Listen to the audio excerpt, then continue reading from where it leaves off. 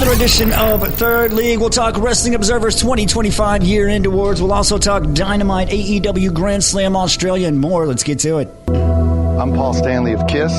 It's 10 p.m. Do you know where your children are? I told you last night, no! You're listening to your source for pro wrestling talk. For those that are unaware, my name is Fuego del Sol. Yeah, I actually used to wrestle for Ring of Honor before I signed with WWE. You know, that name that you just named, I've never had a one-on-one match here in Impact Wrestling Games for Swan. This is Third League. World Women's Champion for NWA. I'm the first ever Mexican-born wrestler to hold this title. This is the first time someone's introduced me as the Monster Hunter outside of a wrestling show. His psychology was completely different, and it was more lucha style and Japanese style, so I got two completely different kinds of training. This is Wrestling Radio. Well, all right, let's just jump right in as we get this episode of Third League Radio started. Wrestling Observer finally released their year-end awards for 2025, voted on by the Wrestling Observer readers. Well, let's start with some recent news, because I see you have it pulled up over there. So, well, I was going to get to that during the portion of the show. Yeah, but I figured just do it real quick right here, because it's not that big of a thing. So Meltzer did come out and say that they just didn't book Brody King on the show. They didn't need him for that Dynamite, so it wasn't that. Brody King, after beating MJF to a pulp, after having the big chance on Dynamite, the direct next week, he was not on Dynamite. Had people speculating, that's where Dave Meltzer jumps in. Now, he says that Brody King was already in Australia. They had sent him out. They didn't need him for that show. And it was a little bit of a cool down as well. Well, I've got to hear that Meltzer initially reported that King had been kept off of the show at the insistence of Warner Brothers. No. Now, maybe he's backtracked now, or maybe that was never really the thing, but Warner Brothers actually had to come out and say, no, we did not have any involvement in Brody King's upcoming AEW schedule. They actually had to make the announcement. Yeah, so at least the most recent thing I heard from Meltzer was that they just didn't need Brody King on the show. And Warner Brothers did come out and say, hey, that's, Yeah, he was actually already on the way to Australia. But we'll get into that a little bit later. Right now, let's jump into Wrestling Observer's year-end awards for 2025. Where do we want to start on this? I don't want to start at the top like Wrestler of the Year. You want to start with the Razzie Awards, the worst of the year? I wanted to mention Promotion of the Year because CMLL won in a landslide. We said AEW having one of their comeback years. But it was one of the best years in CMLL history. I mean, Meltzer reports that they went throughout the whole year, the attendance in Arena Mexico was over 1.1 million fans throughout the year. Mm-hmm. And that is the most that any wrestling company has ever done for a home-based stadium, arena. Well, and with AAA now becoming a United States-based company, that upset a lot of fans, which drew them to CMLL. And he does mention that to do so required appealing to a wide audience and not just CMLL fans. It's taken the other fans who don't like WWE, but maybe didn't like CMLL. But that would also mean that Promoter of the Year would have to go to Salvador Lutheroth. Yeah, we still said Tony Khan because AEW won Promotion of the Year. For us. AEW for the 6th straight year, Dynamite wins Best TV Show. Yeah. Pro Wrestling Match of the Year, pretty close between Omega and Kid or Bandito and Takeshita, but I think it's we said Omega and Kid, and I think that was... I mean, there was a lot of different people who said Omega and Kid as well, and that kind of surprised me because it was at the start of last year. It was, January 6th of last year, I think. So I thought maybe people would have kind of forgotten that. It would have been off their radar. But, yeah, that was such a good match that, of course, people had to talk about it. Well, Kenny Omega almost died, and the last time he had a match of the year was 2023, so coming back and winning 2025 is awesome. But I can scroll down here to worst if you would like. Well, I've never seen Razzies like this on the Wrestling Observer Awards. Well, this many, I should say.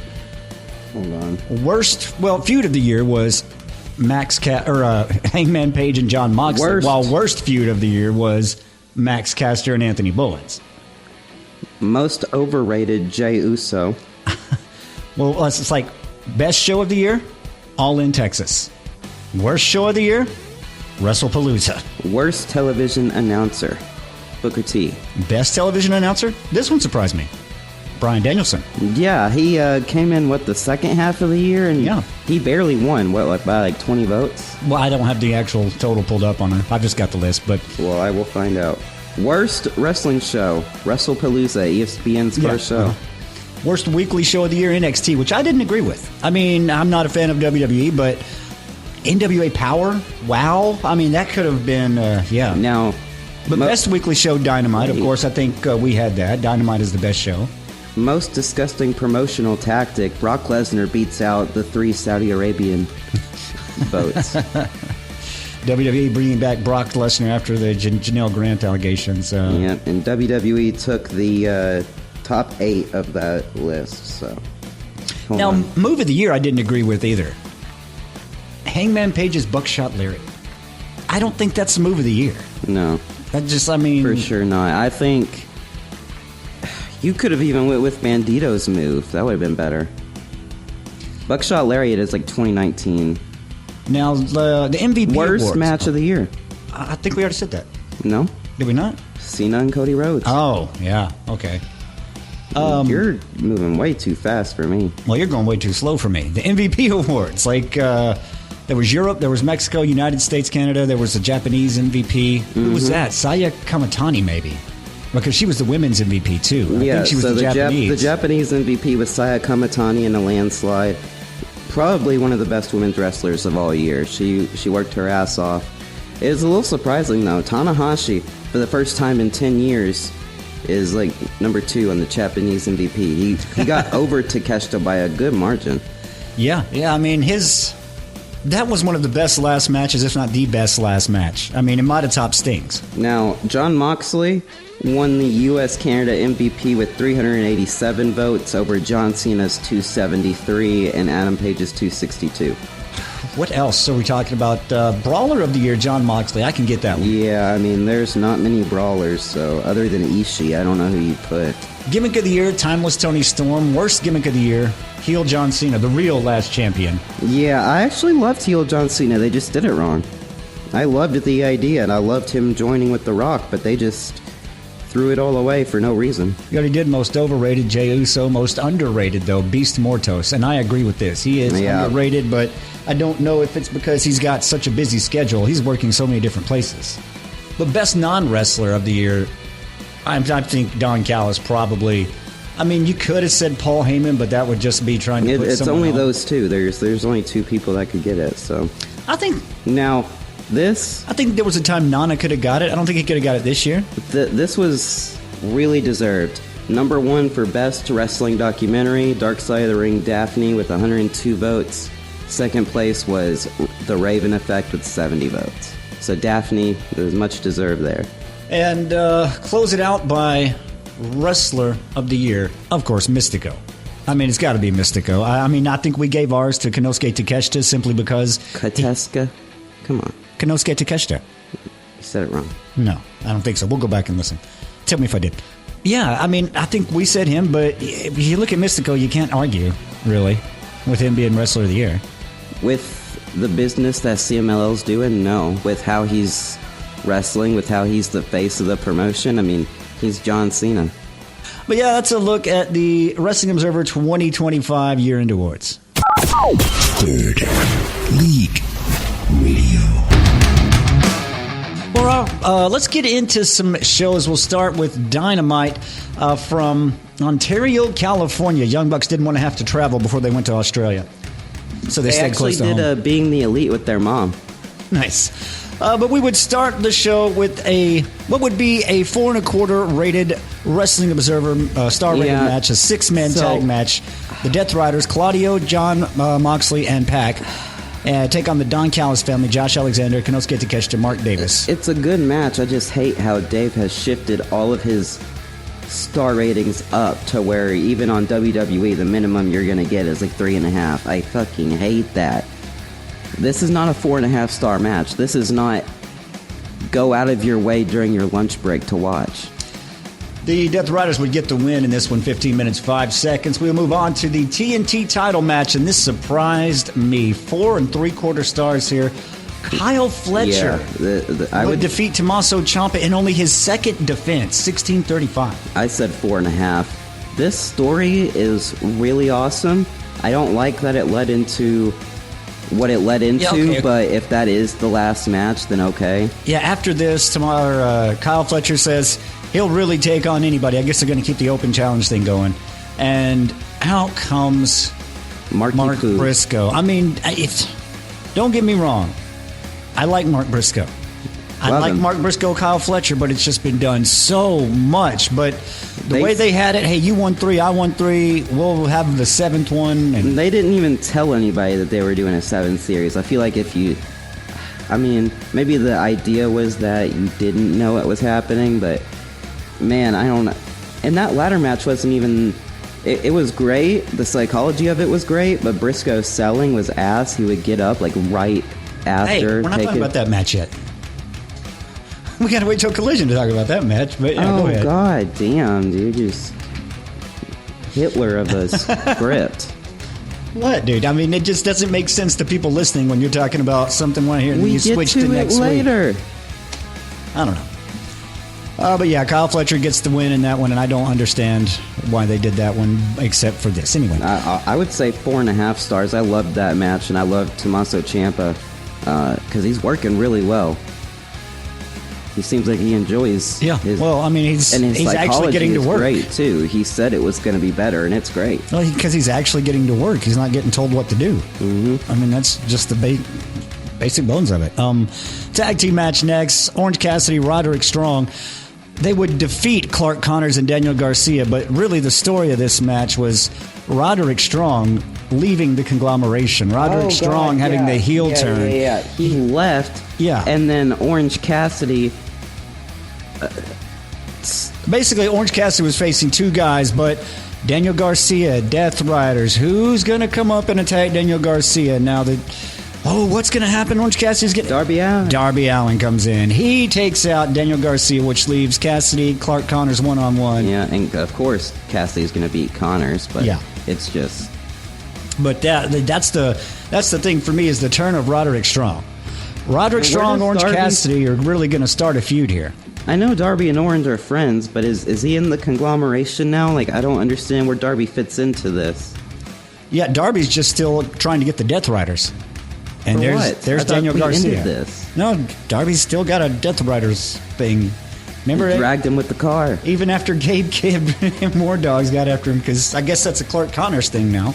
But because War Dogs and Death Riders are aligned. Moxley did do a promo. I don't know if it was this show, but he did mention that Gabe Kidd isn't a part of the Death Riders, but he's a good friend. So I believe Gabe Kidd is staying in New Japan. That's what that tells me. The AEW commentary is calling Clark Connors and Gabe Kidd War Dogs. That's, we'll move on to the number 1 tag team title contender match with 4.5 star rating. The Young Bucks would take on the Rascals and a mystery team. So the Young Bucks, Rascals are in the ring, and mystery team. The winner would face the winner for the tag titles on Revolution.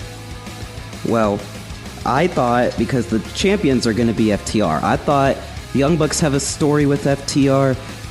Who else has a story? I thought Copeland and Cage would want to get some revenge on FTR. Yeah. I thought that would be a great return. But no. We get Private Party. Yeah, which there was no pop. I was excited. Yeah, I was excited to see the return of Private Party. And the Young Bucks would get the win, though. Yeah, of course. They would get the win, and they would...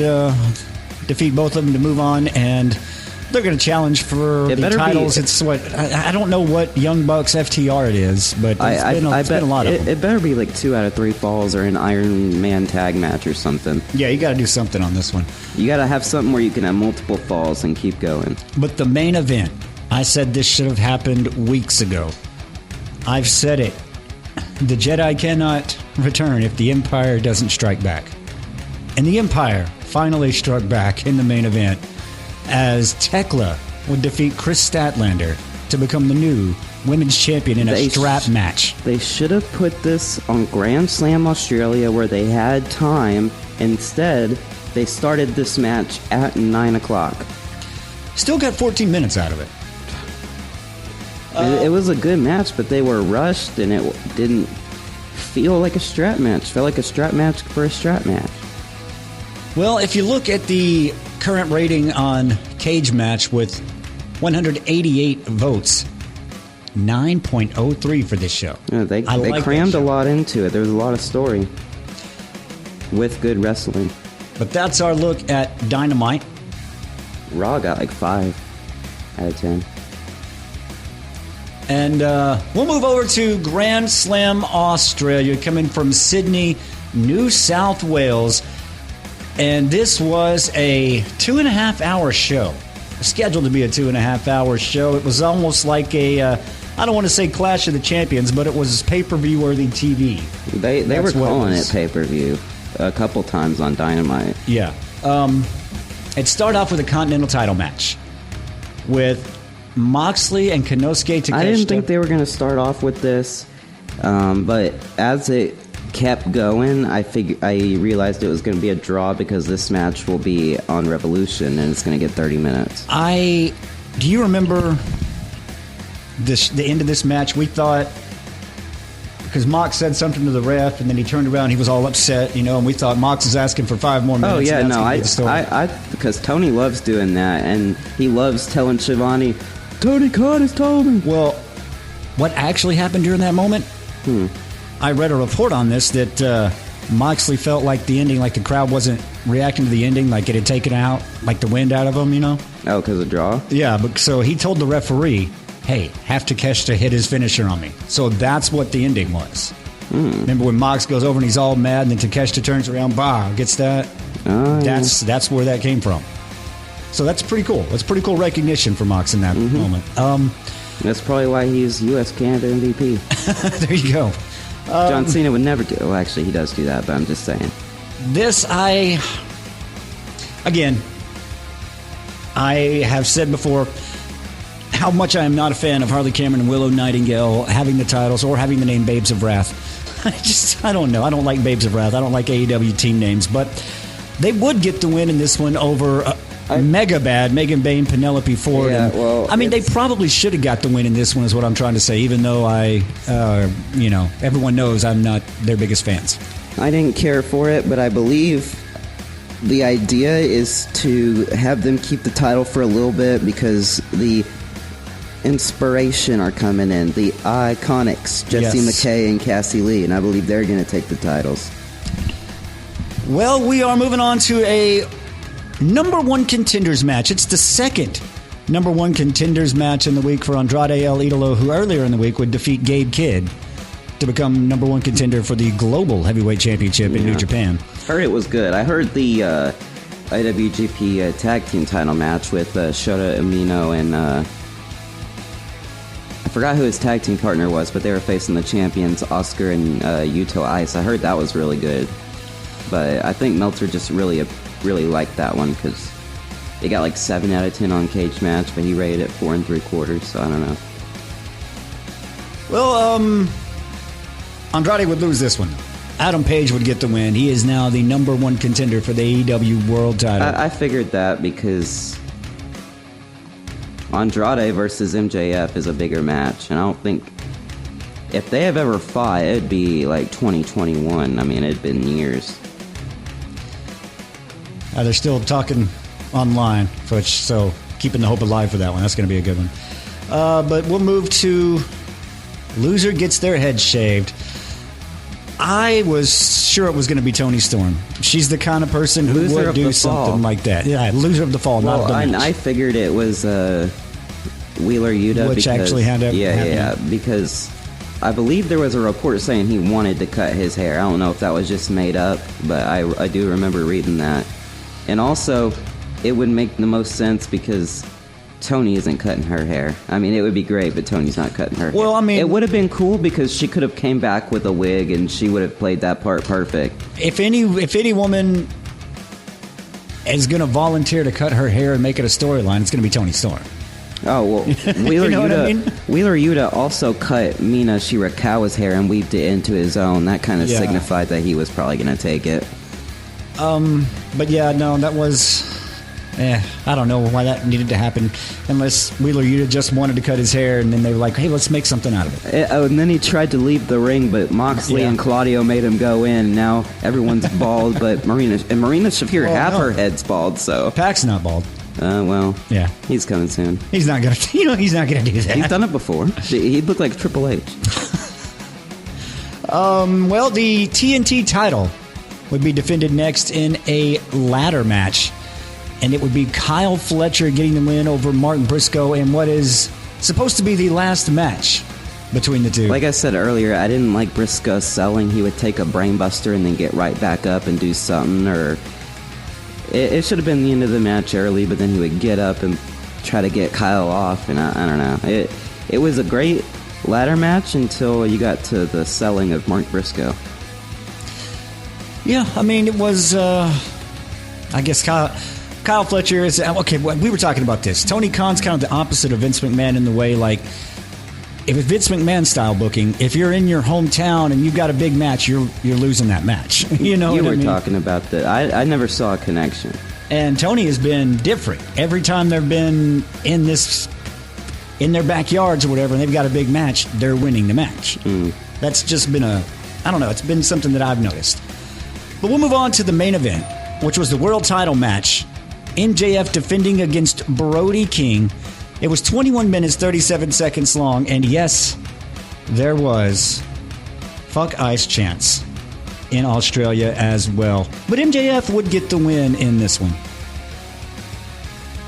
I didn't think it was that great, but it was a good match. Yeah, I definitely put Brody King in the firmly in the world title picture, but yeah, it was just a good match. If you look on Cage Match, we'll do the current total rating, 165 valid votes. Grand Slam Australia gets a 7.89.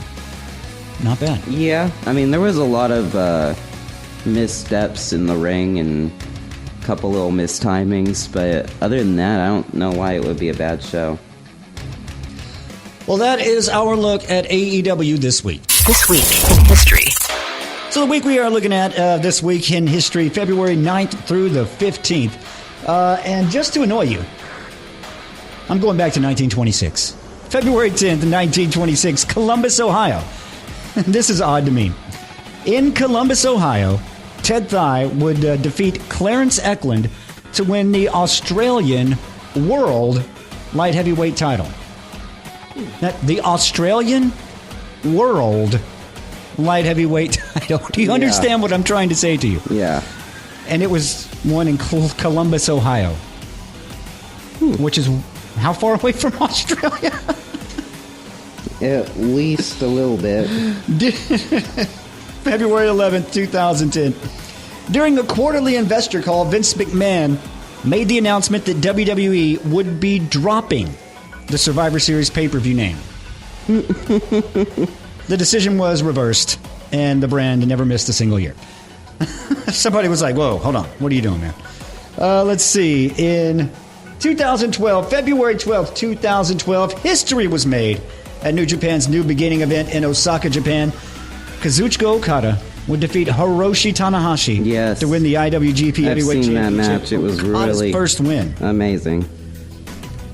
But then we move on to our big thing this week, February 9th, 1998. El Paso, Texas. WCW Nitro. Steve Regal, William Regal, Goldberg. Okay. Do you not know this? What? Up until this point, Goldberg had been having short matches. Oh, Not even 3 minutes. Like 90 seconds. Jackhammer. Spear, jackhammer. That's it. They're done. Well, we need a longer match. So Regal gives him a longer match. And the Regal, he'll say this isn't what happened. But everyone else will say that he worked Goldberg for real, just to teach Goldberg a lesson that, hey, you can't come in here and do this. This is what it's like. Regal will say we went in, Goldberg froze up, and I had to walk him through the match because they wanted a longer match. They wanted Goldberg to actually work a longer match because people had been talking about this. And then, a few months later, Regal gets fired.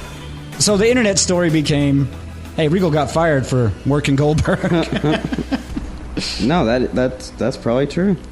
But that is this week in history. Match of the week.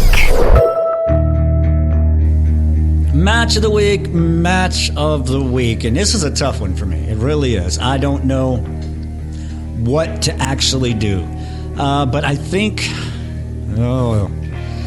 my honorable mention is going to come from Grand Slam Australia.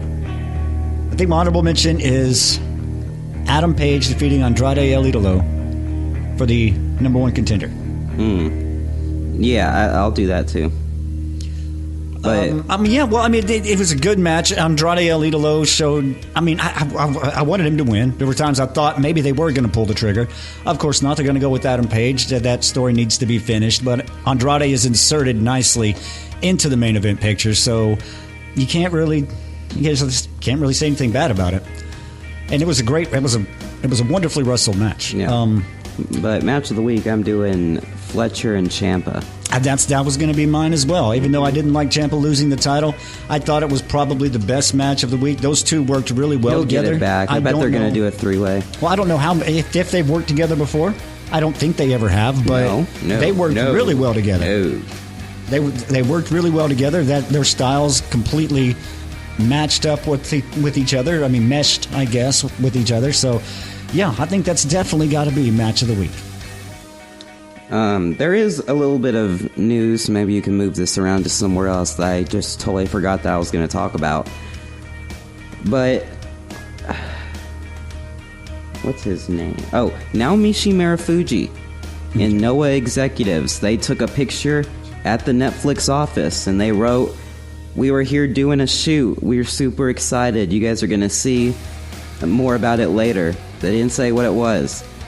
Is this a documentary on Noah the company? Is this a deal to put Monday Magic on Netflix? Well, WWE does have a relationship with Noah, and WWE has been trying to, since AEW partnered with CMLL, WWE went and bought AAA. Since AEW partnered with New Japan and WWE couldn't get in the door to New Japan, they went to Noah. They gave Noah a bunch of money, and now they're the second biggest company in Japan, probably the most popular, because New Japan isn't bringing much popularity these days. They're just still the heritage station. But Noah is more popular, as in, AEW is more popular here right now, so... But yeah, that is definitely interesting. But WWE, if you watch the Tiger Mask cartoon, there's a company, they're the evil company that New Japan's fighting against. They're called Global Wrestling Monopoly. That's WWE. And after it's all over, you say, "Oh, what a lovely tea party." Third League. Wrestling Radio. All right, well, before we get out of here, let's look at upcoming shows. And February 27th in Trenton, New Jersey, at the Cure Insurance Arena, it is New Japan, New Beginnings USA. This looks like a pretty decent show, actually. You got Ooh, that's interesting. I was pretty sure David Finlay had his last match at New Beginnings, just from the look on his... Maybe it's his last match in Japan. Because it's going to start with a singles match. Fred Rosser. David Finlay is officially a free agent. Well, this show is set to start with Fred Rosser and David Finlay in a singles match. It's probably his last match, and they do have history, so... He's leaving. WWE or AEW are the only options, unless he pulls a switchblade and goes Noah. New Japan Strong Openweight title match. Tomohiro Ishii will defend against Oleg Boltin. I don't like Oleg Boltin, but Ishii's good, so he'll probably make it decent. The AEW National title will be on the line as Ricochet will defend against Taiji Ishimori. That's going to be really good. Ricochet's always going to keep the title, but... Wouldn't it be... Taiji Ishimori would be the guy to take it. I don't know how many New Japan wrestlers, how many titles Tony has let New Japan take. I know he's let CMLL have some Ring of Honor titles and things like that, but I don't know. Well, here's a little bit of a thing. I believe when Ricochet was back in New Japan back in the day, he was one of the biggest light heavyweight. Like, the light heavyweight division was really big. You had Kenny Omega, you had Ricochet, you had Will Ospreay, you had Taiji Ishimori, you had Hiromu Takahashi. So this might be a really good match, and it would be great if it was a title change. I don't think it will be, but Ishimori would probably be the guy to take it since Takahashi's leaving. Yeah, if anyone's going to. We got a tag team match next. El Desperado and Kushida are taking on Alex Price and Jordan Oliver. That'll be good. I like Alex Price and Jordan Oliver. Yeah, Price and Oliver are obviously going to lose this one, but yeah, they make a good team. I thought Price's match with MJF was a 5-star match. I mean, it was an indie match, but it was probably the best indie match I've seen that was worked like a major promotion is what it looked like. They got the New Japan World Television title match after that, where El Phantasmo will defend against Konosuke Takeshita. And wouldn't it be sweet for Takeshita to get the win in this one? He probably is, considering he does a lot in Japan. Like, he takes this triple contract seriously. Like, no one else goes to Japan as much as Takeshita does. So they might do it. Well, got the tag team titles on the line. The Knockout Brothers, Oscar and Yuto Ice, will defend against GOA, Bishop Khan, Tona Leona. Yeah, Oscar and Yuto Ice are really, really popular. They're kind of like the Young Bucks. They have like a new style that's kind of taken over New Japan. So they're a really cool tag team. And then the IWGP Women's title will be on the line as Shuri will defend against Athena. What do you think about that one? Shuri. I thought it was Shuri. Oh, okay. There you go then. I mean, who's she facing? Sorry? Athena. That'll be really good. So Shuri is one of the few women post 2000 to get a 5-star match, and she is one of the only women to get more than 5 stars on a match. I think she is one of the best brawlers of all time. I'm going to make you watch this match with Athena. It should be very good if Athena doesn't hold back anything and doesn't work American style. Well, let's move to the main event. Of course, the Global Heavyweight title match, where Andrade El Idolo will challenge Yota Tsuji for the belt. And Yota's keeping it, but wouldn't it be... I was going to say he's a double champion, isn't he? Doesn't he have the IWGP Heavyweight title? Yeah. Maybe Andrade takes it. If Andrade's winning, then Ishimori has to win. To me. Yeah. You give and take. Yeah, definitely. I would say that. But that's not traditionally how they've done business, but that's how I would do it. Yeah, I definitely agree to that. But that is our show this week. We'll see you next time, Third League Radio. Thank you for listening to this edition of Third League Radio. Download the latest episodes at Apple Podcasts, Spotify, or YouTube. Catch the live radio show every weekend starting at 10 p.m. You can listen live every Friday night at mix961.net. This has been Third League Radio.